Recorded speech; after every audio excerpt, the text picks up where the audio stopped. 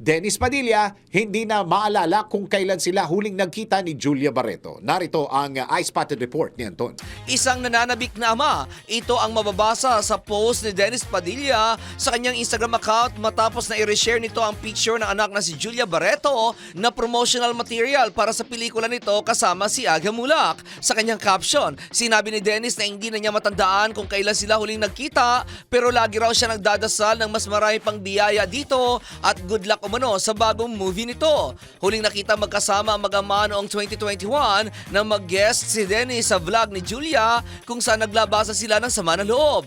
Mula noon na hindi na nakita ang dalawa na nagkabanding pang muli.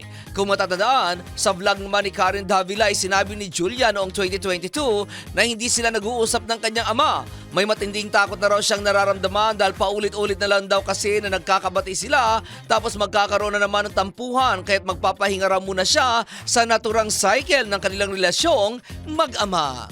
At yan aking balitang showbiz para sa impilang may tonong lakas, DWIZ. Ako si Anton, nagbabalita ng tama, naglilingkod ng tama.